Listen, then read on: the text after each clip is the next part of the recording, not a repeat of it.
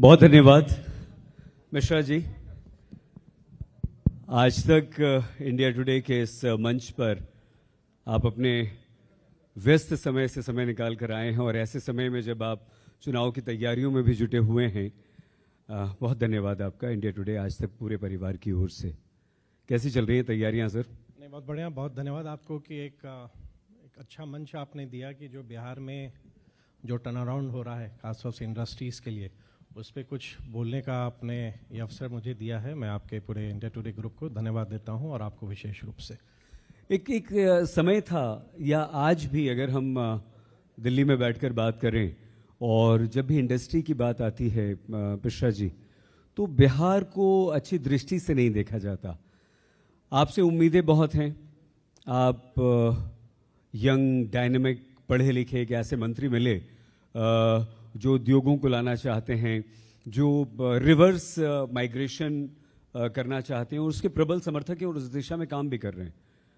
बिहार को आज अगर हम एक इंडस्ट्री के तौर पर देखें कि बिहार में किस तरह की इंडस्ट्रीज हैं, कितनी संभावनाएं हैं, क्या आपकी योजनाएं हैं, तो कैसे देखेंगे?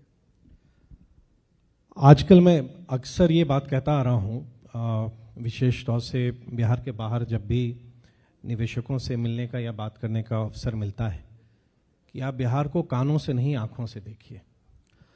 और मैं हमेशा से ये मानता रहा हूँ, not only being a minister for industries, लेकिन एक बिहारी के नाते, कि बिहार एक कहीं ना कहीं एक परसेप्शन का शिकार रहा है कि बिहार में अच्छी चीज़ें नहीं हो सकती हैं या बिहार में इंडस्ट्रीज नहीं आ सकती हैं। लेकिन ये एकदम धारणा एकदम गलत है। अगर आप वास्तविकता देखें तो बिहार में इंडस्ट्रीज हैं, बिहार में इंडस्ट्रीज काम कर रही हैं, बड़े बड़े निवेश भी हमारे यहाँ आ रहे हैं और एक बहुत स्ट्रांग एमएसएमई सेक्टर बिहार का है, जो ना सिर्फ राष्ट्रीय स्तर पर बल्कि बिहार की भी अर्थव्यवस्था में कंट्रीब्यूट कर रहा है। थोड़ा सा पीछे जाएं तो हिस्टोरिक रीजंस भी रहे हम लोग के, क्योंकि बिहार ने जब हम बंगाल से अलग हुए, फिर बाद में हम उड़ीसा से अलग हुए, हम फिर झारखंड से अलग हुए, तो कहीं ना कहीं जब 2000 के बाद बिहार के पास जो संभावनाएं रह गई थीं, वो सिर्फ हमारा ह्यूमन कैपिटल या वाटर रिसोर्सेज, हमारी ज़मीन, हमारे किसान, ये रह गए थे। तो उसके बाद से जो एक 2005 ऑनवर्ड्स जो एक यात्रा प्रारंभ हुई, बिकॉज मैं मानता हूं कि किसी भी निवेशक कोई निवेश करने वहीं जाएगा जहां उसको एक बेहतर माहौल या इंफ्रास्ट्रक्चर मिलता है। तो इनिशियल दौर में बिहार में वो नहीं थी। आज लेकिन क्योंकि बिहार के पास सब कुछ है, बिहार ऑफर्स एवरीथिंग, हमारी पॉलिसीज़ अच्छी हैं, गवर्नेंस अच्छा है, लॉ एंड ऑर्डर अच्छा है, लैंड हम अच्छी दरों से दे रहे हैं, तो अब बड़े बड़े निवेश भी आना प्रारंभ हो चुके हैं। लैंड की सॉरी मैंने बीच में रोक दिया आपको, क्योंकि लैंड की बात आपने कही है, इसको थोड़ा सा समझाइए। लोग कंफ्यूज्ड हैं क्योंकि खबरें इस तरह की आती हैं कि आप उद्योग धंधों को लगाने के लिए, इंडस्ट्री लगाने के लिए फ्री मुफ्त में ज़मीन दे रहे हैं। क्या ये सच है? और अगर ऐसा है तो ये किस तरह से पॉसिबल है? देखिए, मैं मानता हूं, अब ये मैं बिहार के साथ विडंबना ही कहूँगा कि बिहार जब कोई अच्छी चीज़ें लेके आगे बढ़ता है या कोई बिहार अच्छी चीज़ें करना चाहता है जो शायद दूसरे राज्यों ने वर्षों पहले किया होगा, उनकी चर्चा नहीं होती। बिहार कोई पहला राज्य नहीं है जो इंडस्ट्रीज़ के लिए फ्री लैंड देने जा रहा है। आई थिंक मुझसे बेहतर शायद आप समझेंगे, क्योंकि आप देश के विभिन्न हिस्सों में आप जाते रहे हैं। तो इंडस्ट्रीज़ के लिए या मेजर इन्वेस्टमेंट्स को अट्रैक्ट करने के लिए या जॉब्स क्रिएशन के लिए वहाँ की स्टेट गवर्नमेंट पॉलिसीज़ बनाती हैं, जहाँ पे आप लैंड सस्ती दरों पर आप देते हैं, बहुत बार लैंड आप टोकन अमाउंट पर देते हैं। तो बिहार में इस तरह का कोई भी पॉलिसी हमारा नहीं था, क्योंकि एक इंटरेस्टिंग बात यह है कि आज़ादी से लेकर आज तक जो हमारा जो इंडस्ट्रियल लैंड बैंक है वो बहुत ही छोटा था। मतलब रफली अगर मैं सही हूं तो अराउंड 7,500 एकड़ या 7,700 एकड़ ही भूमि मेरे पास थी। उसी में हमको इंडस्ट्रीज देना है। और बिहार में, क्योंकि आप बिहार को समझते हैं, बिहार में ज़मीन एक बहुत बड़ा इशू होता है। तो अब हमने, राज्य सरकार ने निर्णय लिया, और ये निर्णय आज नहीं पिछले 1 वर्ष पहले लिया, कि हमें अपने लैंड बैंक का विस्तार करना है और बिहार के हर एक जिले में every district should have a industrial area. 7 जिले बिहार के ऐसे थे जहां पे हमारा औद्योगिक क्षेत्र है ही नहीं। अब हम लोगों ने रफली 15,000 एकड़ लैंड, जिसमें गवर्नमेंट लैंड भी हैं, कुछ लैंड प्राइवेट एक्विजिशन में भी जाएगा, तो आने वाले समय में हम लोग लगभग 15,000 एकड़ एक्स्ट्रा ऐड करेंगे अपने लैंड बैंक में। अब जब हमारे पास ज़मीन उपलब्ध है, अब हमने एक पॉलिसी बनाई। हम लोगों ने पॉलिसी रादर वो एक पैकेज अनाउंस की ऑनरेबल सीएम ने 15 अगस्त को, जिसको फिर स्टेट कैबिनेट ने 26 अगस्त को अप्रूवल दी कि कोई भी निवेशक अगर 1000 लोगों को जॉब्स बिहार में देता है तो उसको हम 10 एकड़ भूमि फ्री देंगे या ₹1 के टोकन पर देंगे, या अगर कोई 1000 करोड़ का इन्वेस्टमेंट करता है तो उसको हम 25 एकड़ हम लैंड देंगे। तो ये ज़मीन रिलेटेड है। इसके अलावा पैकेज बहुत अट्रैक्टिव है, क्योंकि इंडस्ट्री से जो फीडबैक हमें मिली, जो डिफरेंट बिजनेस बॉडीज़ हैं, सबों ने प्रेज किया कि Bihar has got the most attractive policy now. आप फाइनेंशियल इंसेंटिव्स भी दे रहे हैं, एक्सपोर्ट्स के लिए भी आप कुछ सपोर्ट कर रहे हैं, एनवायरमेंटल प्रोटेक्शन के लिए भी आप दे रहे हैं।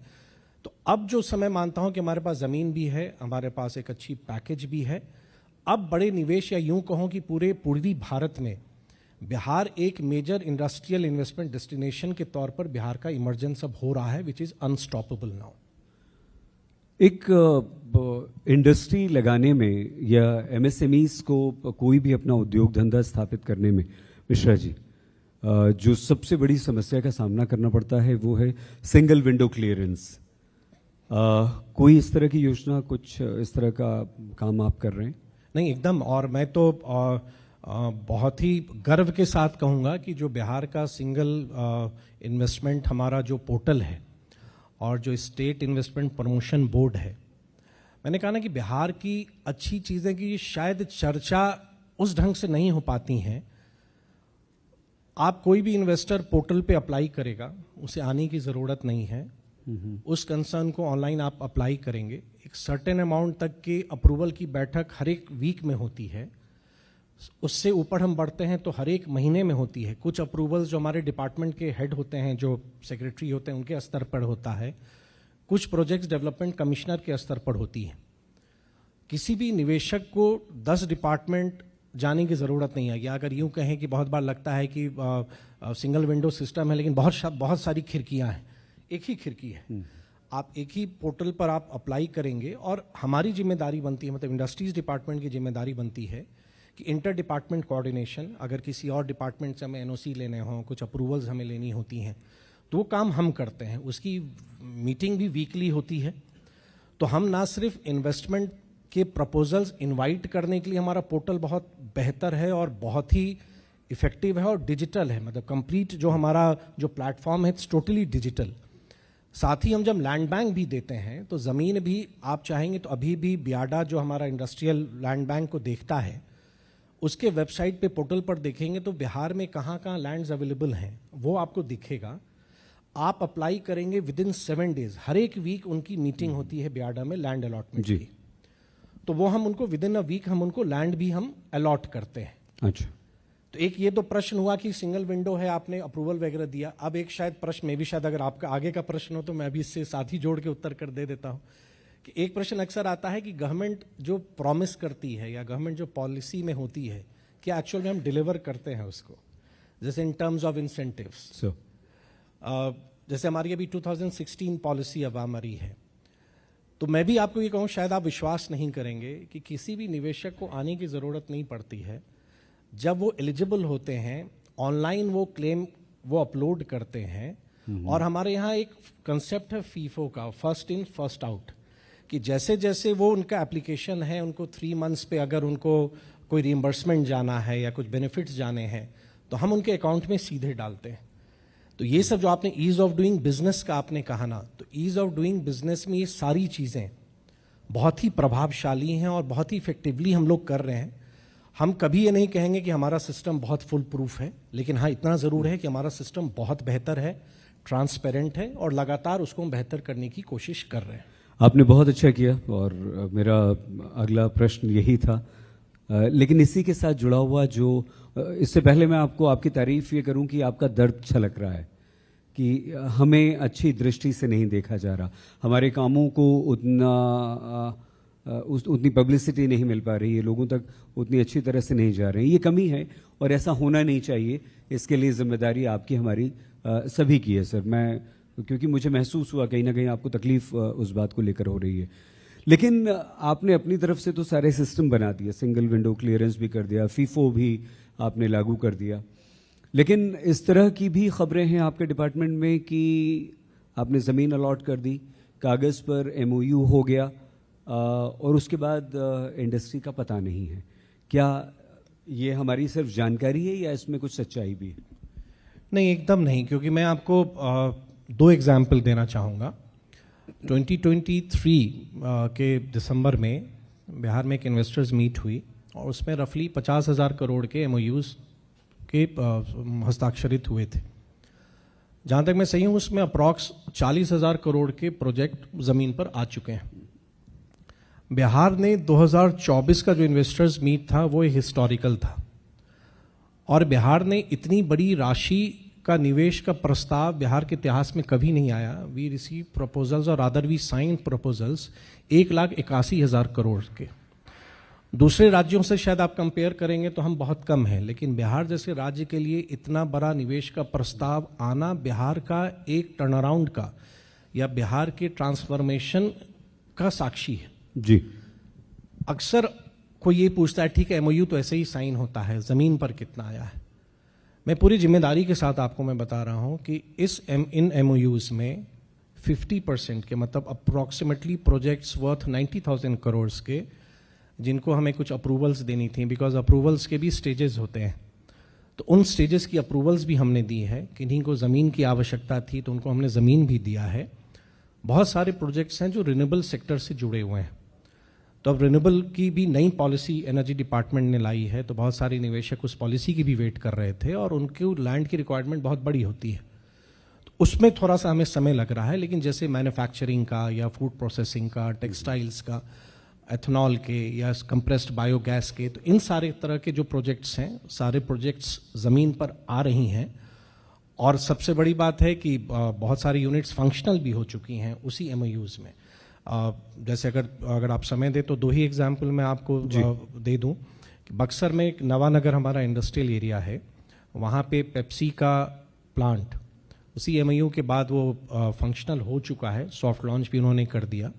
और कोको कोला का सबसे बड़ा एडवांस्ड प्लांट उनका उसी जगह पे, मैं मानता हूं कि प्लांट जहां तक मेरी जानकारी है प्लांट रेडी है, अगले 1-1.5 महीने में वो भी फंक्शनल हो जाएगा। Very good. तो कोई भी जाके देख सकते हैं। और अपार्ट फ्रॉम दैट हमारी टेक्सटाइल्स में अगर आप देखेंगे, जैसे for example Aditya Birla fashions एक बहुत बड़ा नाम है, उनको हम लोगों ने लैंड अलॉट कर दिया, वो आए, वहाँ पे ग्राउंड ब्रेकिंग सेरेमनी भी उन्होंने की है। तो अब जब बड़े बड़े नाम भी जब बिहार की ओर आ रहे हैं तो एक बड़ा नाम आता है तो वो 10 लोगों में एक आत्मविश्वास भी, कॉन्फिडेंस भी लाता है। तो हम जिनको लगता हो कि नहीं ये सिर्फ एमओयू सिर्फ घोषणाएं हैं, वो रियलिटी है, वो इंडस्ट्रियल एरियाज में चाहें तो जाके वो देख भी सकते हैं। बड़ी बड़ी मिश्रा जी, नीतीश जी, आपने बड़ी बड़ी इंडस्ट्रीज की बात की है ये, और ये बहुत बड़े बड़े प्लेयर्स हैं, ये इसके लिए आप बधाई के पात्र हैं। लेकिन हमारी एमएसएमईज का क्या, उनके बारे में बताइए कुछ। नहीं, बहुत सही आपने कहा और मैंने प्रारंभ में ही कहा कि बिहार की अर्थव्यवस्था या पूरे देश की अर्थव्यवस्था में एमएसएमई सेक्टर का सर्वाधिक कंट्रीब्यूशन है। और बिहार में भी आज जैसे डिफरेंट स्कीम्स हमारे यहाँ हैं जो हम स्मॉल मीडियम एंटरप्राइजेस को इनकरेज करते हैं। फॉर एग्जांपल मुख्यमंत्री उद्यमी योजना, इसके भी 5 डिफरेंट कंपोनेंट्स हैं। तो मुख्यमंत्री उद्यमी योजना भी एक बड़ी संख्या में, जिसमें हम 10 लाख रुपए की सहायता देते हैं, 5 लाख रुपया ग्रांट है और 5 लाख रुपए इंटरेस्ट फ्री हम देते हैं, जिनको इक्वल इंस्टॉलमेंट्स में लौटाना पड़ता है आने वाले समय में। तो ये एक बहुत बड़ा सक्सेस स्टोरी बिहार के ग्रामीण हिस्सों में अगर आप जाएंगे तो आपको दिखेगा कि इस तरह के उद्यमी, चाहे मुख्यमंत्री उद्यमी योजना से हों या प्रधानमंत्री रोजगार योजना से हों या प्रधानमंत्री खाद्य प्रसंस्करण योजना से हो, और इन सब में अगर आप बिहार की रैंकिंग भी देखेंगे, खासतौर से जो सेंट्रली स्पॉन्सर्ड स्कीम्स हैं, फॉर एग्जांपल प्रधानमंत्री रोजगार योजना या PMFME, Bihar is doing exceptionally well और हम नेशनल लेवल पर लीडर हैं, मतलब हम 1 नंबर पे हैं। और इन सब योजनाओं को अगर आप देखेंगे तो अगर मैं सही हूं तो आज 2 लाख से भी अधिक ये छोटे छोटे एंटरप्राइजेस हमारे काम कर रहे हैं। और अब एक बहुत बड़ा सेक्टर हमारा बिहार में स्टार्टअप उभर रहा है। नेशनली स्टार्टअप्स या डेवलप्ड राज्यों के लिए स्टार्टअप कोई बड़ी बात नहीं है, और आप देखेंगे पूरी दुनिया का जो स्टार्टअप इकोसिस्टम है उसमें भारत का भी एक प्रमुख स्थान है। विगत 1 वर्ष में हमने 2024 में हमारी स्टार्टअप की संख्या लगभग 520 थी। आज 1600 स्टार्टअप्स को बिहार सरकार की स्टार्टअप पॉलिसी 2022 से हम लोगों ने उनको सपोर्ट किया है।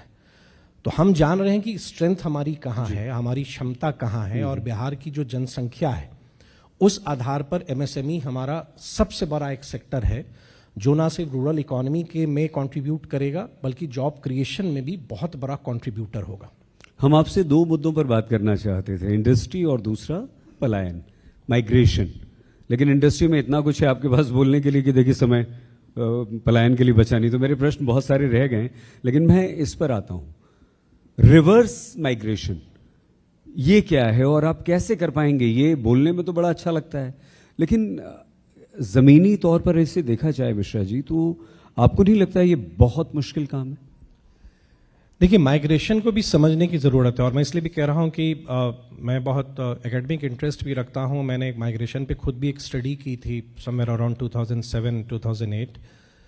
माइग्रेशन किस तरह का, जैसे बेटर अपॉर्चुनिटी किसी को भी मिलेगा वो व्यक्ति कहीं भी जाएगा, चाहे आप देश स्तर पर जाएं या अंतर्राष्ट्रीय स्तर पर जाएं। लेकिन अगर आप बेसिक सब्सिस्टेंस के लिए जाते हैं फैमिली को छोड़ के, तो वो पेनफुल है।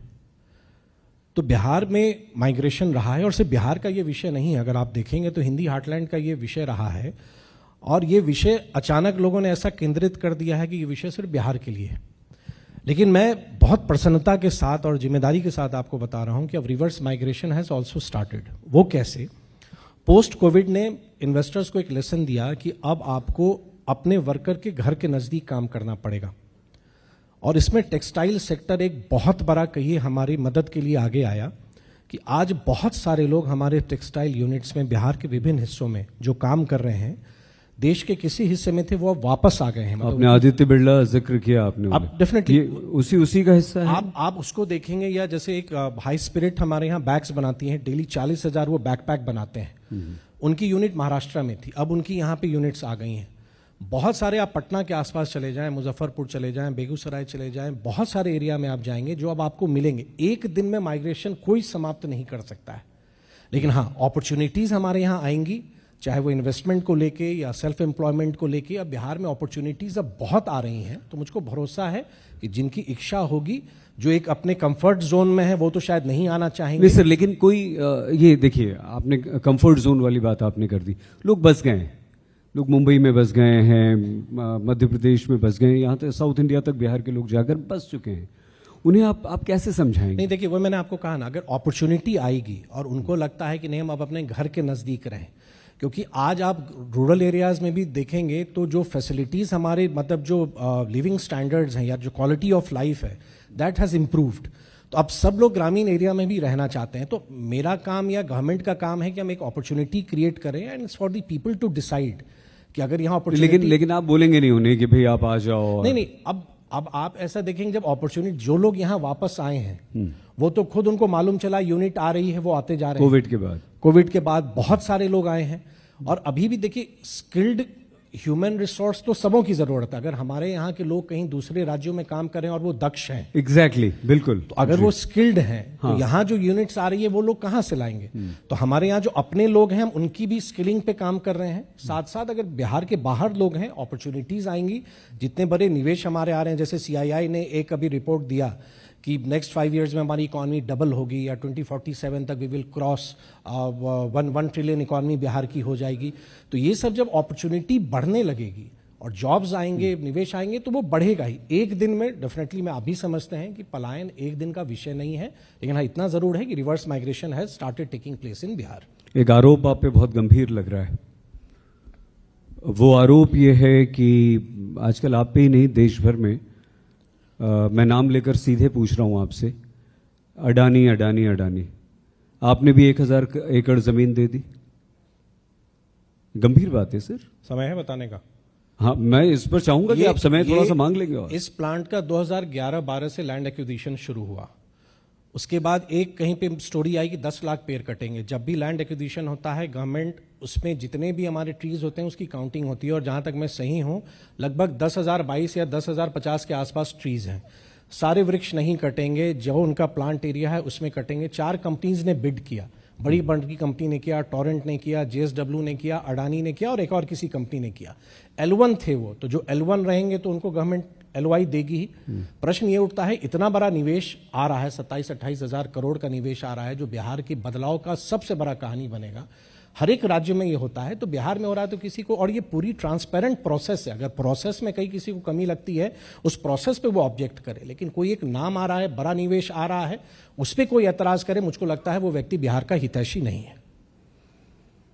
इंडस्ट्री को लेकर, पलायन को लेकर आपके जो कार्य हैं, आपकी जो सोच है, और आप जिस तरह से दिल से जुड़े हुए हैं, इमोशनल हैं आप, आज बिहार के युवा को, अंत में इस कार्यक्रम को समाप्त करते हुए, समय समाप्त हो गया वरना मैं और बातें आपसे करता, क्या संदेश देना चाहेंगे?